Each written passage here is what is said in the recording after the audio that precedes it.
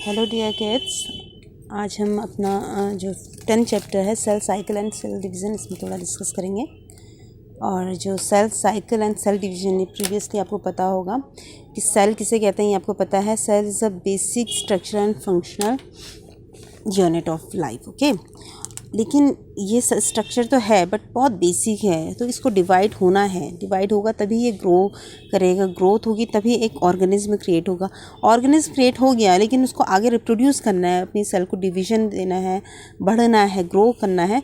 तो फिर ये चैप्टर हमें यहाँ पे समझना पड़ेगा कि कैसे ग्रो करते हैं, कैसे रिप्रोड्यूस होते हैं। ठीक है, तो on that topic we will understand the all terms cell cycle, mitosis phase, significance of mitosis, meiosis and significance of meiosis. Okay, तो यहाँ पे ग्रोथ फेज में हम यहाँ पे पढ़ेंगे। तो cell division very important process in all living organism. सभी लिविंग ऑर्गेनिज्म में सेल डिवीजन बहुत इंपॉर्टेंट है, क्योंकि जब सेल डिवीजन होगा तभी डीएनए का रिप्लिकेशन होगा। डीएनए रिप्लिकेट हो तो सेल ग्रो करेगी, सेल ग्रो करेगी तो उसके डॉटर सेल्स बनेंगे, और जिस तरह ये एक प्रोसेस चलता रहेगा। तो सेल डिवीजन, सेल साइकिल चलता रहेगा। तो ये सेल साइकिल, सेल डिवीजन क्या है?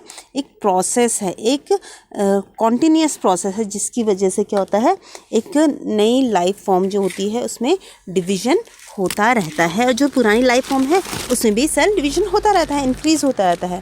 तो ये ग्रोथ के लिए ज़रूरी है।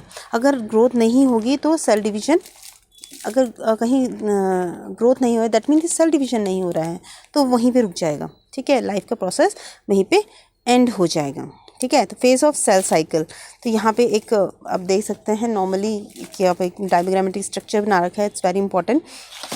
तो आप इसको इतना समझ सकते हो कि जो जीवन फेज है हियर, आप ये देखो यहाँ पे जीवन, तो that is called the growth one. Growth one कहते से, ठीक है, growth one, growth phase one है ये वाला जो फेज होता है। यहाँ पे केवल बेसिक जो फेज हो रहे हैं ग्रोथ की फेज के लिए स्टार्ट हो गया है ग्रोथ फेज। यहाँ पे ये स्टार्टिंग है, इनिशियल ग्रोथ फेज है, स्टार्टिंग बिल्कुल। एस फॉर सिंथेसिस, सिंथेसिस किसका सिंथेसिस? डीएनए का। जो डीएनए सिंथेसिस करेगा वो ये एस फेज करेगा। इस फेज में केवल सिंथेसिस होगा डीएनए का। Now next is a G2, growth phase 2। तो ग्रोथ फेज 2, यहाँ पे क्या होगा? जो ग्रोथ फेज 2 है, ये क्या है? ये वो वाला फेज है जहाँ पे कि ये प्रिपेयर हो चुका है, डीएनए सिंथेसिस हो चुका है, उसको चेक किया जा रहा है ताकि ये माइटोसिस, यानी कि जो ये वाली प्रोसेस है, ये एम फेज है, यहाँ पे लिखा नहीं है, ये एम फेज है, माइटोसिस फेज। तो ये वाला जो ग्रोथ फेज होता है, ये इस फेज के लिए यानी माइटोसिस फेज के लिए प्रिपेयर हो रहा है। ओके, तो G1 है growth phase, starting growth phase, जहाँ पे आपको G0 भी दिखा है। यहाँ पे ये इनएक्टिव फेज है, जहाँ पे रेस्टिंग फेज है, जहाँ पे थोड़ा देर रेस्ट करते हैं, चेक करते हैं कि ये फेज होना चाहिए या नहीं होना चाहिए। मीन्स अभी ये सारी चेकिंग करना है कि ये जो माइटोसिस प्रोसेस हो रही है इसके लिए क्लियर प्रिपेयर है कि नहीं है, तो वो रेस्टिंग फेज है। तो ये आपका साइकिल हो गया, जिसमें आप देख सकते हो कि आपका फेज कैसे दिख रहे हैं यहाँ पे। ठीक है, G1 growth phase 1, S synthesis DNA, G2 phase है आपका ग्रोथ फेज 2, जो आपका cytokinesis, telophase, anaphase, metaphase, prophase है, ये माइटोसिस फेज है। एंड G2 जो यहाँ पे G0 है, ये आपका इनएक्टिव फेज है, जहाँ पे केवल चेक करते हैं। जैसे कि आप कहीं जाते हैं, किसी एग्ज़ाम की प्रिपरेशन करते हैं, तो हम सारे फेज से होके गुजरते हैं, टेस्ट से होके गुजरते हैं, हाफ ईयरली एग्ज़ाम देते हैं, इंटरनल एग्ज़ाम सबमिट करते हैं, ये सारी चीज़ें। लेकिन फाइनली एक बार चेक ज़रूर करते हैं पूरी फाइल हमारी है कि नहीं है, हमने जो टेस्ट दिया है उनके मार्क्स कितने हैं। ये सारा एक फेस होता है जहाँ पे चेक किया जाता है, और उसके बाद फिर आप एग्ज़ाम में बैठते हो। तो वही है यहाँ पे कि G1 बेसिक फेस है, सिंथेसिस के लिए एस फेस है, डीएनए सिंथेसिस के G2 आपका ग्रोथ फेज 2 है, और जो आपका prophase, metaphase, anaphase, telophase and cytokinesis है, ये आपका मेटाफेज, मियोसिस फेज के लिए है। उसके बाद ही सेल के लिए ओके होता है कि चलो सेल डिवीजन स्टार्ट किया है, सेल डिवीजन होगा। तो ये आपका diagrammatic view of cell cycle indicating formation of 2 cells from 1 cells. ठीक है, तो यहाँ पे आप देख सकते हैं। यहाँ पे एक सबसे इम्पोर्टेंट चीज़ है, इसको आप मार्क कर सकते हैं,